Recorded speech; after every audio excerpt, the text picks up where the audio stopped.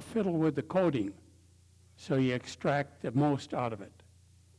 Why? Because the charges for health care services are immediately inflated and pervade the health care delivery industry in the United States.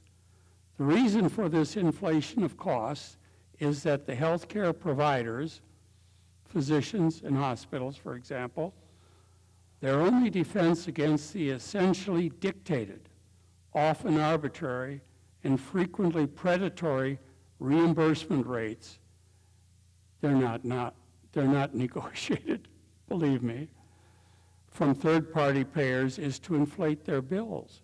For example, if a provider is reimbursed only 30% of his billed charges, in order to survive, his only defense is to inflate that billed charge. For example, if a hospital or a physician sends in a bill charge of $100, it's soon increased that bill charge to $330 in order to actually receive at least $99 from the third-party payer. This is why if you're in an auto accident and you go to the emergency room, you're staggered by the charges because your auto insurance company isn't in on the deal, and you're not in on the deal. So the billed charges are a guesstimate, are a figment of imagination. They only expect to be paid 1/3 of billed charges. Why? Aetna says, why should we pay more? Medicare only pays 1/3. And if the government can do that to you, we can too. Thank you. Dr. Thompson. In terms of what I see are major problems, obviously there's the cost issue, as everyone has mentioned. There's several factors that play into that, and that may be some things that can be addressed to greatly improve the healthcare system in terms of the types of reform. But one area that hasn't really been mentioned that I think is a major problem and I think has been picked up on the political spectrum is the uninsured. And the Census Bureau reports that 47 million people are uninsured. But what people don't understand when they see that number is about 10 million are capable people that are qualified or would be qualified under the government program Medicaid. You know, they just have not applied for it. Then when you take that part out, there's about, I think, close to 40% that are considered what we would call healthy young individuals under the age of 35. I think we would certainly consider them young up here. But when you start looking at that, that's not a part of the population that we would love to have everybody insured. But when you start throwing numbers around like 47 million, you need to take into account, well, what is that number really representing? And if we're talking about uninsured and what the cost of providing insurance to that group, it becomes more important to really delve into what that number is and just how big is it, or in this case, just how small is it in terms of coming up with real reform to address that issue and to ultimately provide some sort of coverage for the uninsured part of the population. Thank you. We'll go on to the third question. We routinely hear horrendous stories of pain and suffering taking place in Canada, Britain, and other socialist countries. We are told that people over 55 are routinely denied joint replacement surgery, kidney dialysis, and access to intensive care units. I've never encountered anyone who could dispute these claims. Going on to the third question. Does socialized health care ration and deny care? We're going to start with Mrs. Ashmore, who has a personal story to relate to us. And Beth will give us half the answer on this question, and we'll go on to the next question to complete her story. Thank you.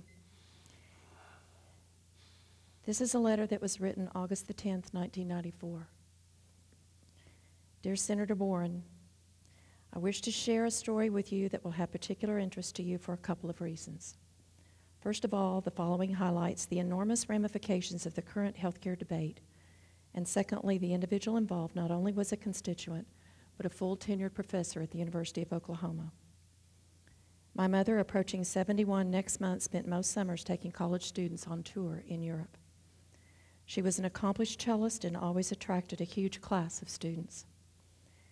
In the several months prior to her July 5th departure, Mother had several physical exams that did not indicate any symptoms or results of any concern. A week into the trip, Mother began to feel sick to her stomach, and she saw one doctor at a stop where some pills were given and a viral diagnosis given. 2 weeks prior to her death, she began a rapid deterioration. Thinking the tour was simply taking its toll, she waited to seek care until arrival at a friend's home. Her friend was so concerned about Mother's condition, she called her local physician to her home. This was Saturday, July 30th. When I received a call from the physician wanting to know of any prior medical history, as he had no idea other than the possible virus and suggested bed rest. By this time, I understand she was down to 90 pounds. At 4 a.m. my time, I get a call from Mother's friend, and she was taking her to the hospital. I start getting calls from physicians in London telling me Mother's condition was very poorly, and she has, quote, a lump in her tummy. I start a panic effort to track Mother's doctors in Norman on Sunday to no avail. By Sunday evening, my time, they had run one blood workup and an ultrasound. Based on that alone, they gave me a diagnosis of massive carcinoma starting as a liver tumor. I asked if a biopsy could be done and was told it would be unreasonable to open Mother up and reconfirm what they already knew. They said continually that there was no need to put her through undue pain and hurt her dignity. By this time, she had slipped into a coma and one kidney had failed.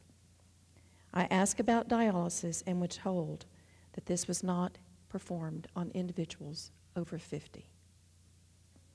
The only choice was to keep her comfortable until the end.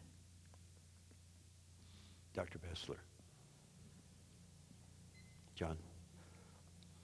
The dangers of government paying all the health care bills with no competition concerns me. Government has unfailingly underestimated the true costs actually involved with the result of its rosy guesstimates, which must therefore be raised upward after the fact, and it must reduce access to service, reduce payment to providers. Remember, we're down to 1/3 of a normal billing charge. They'll reduce it more, and arbitrarily replace skilled professional health care personnel with less skilled and low-paid workers. This is the notorious dumbing down of the quality of health care so prevalent in countries with socialized medicine. In addition, the profession of medicine becomes less attractive as a career to students, so that fewer of them seek to enter medical school and other arduous healthcare training.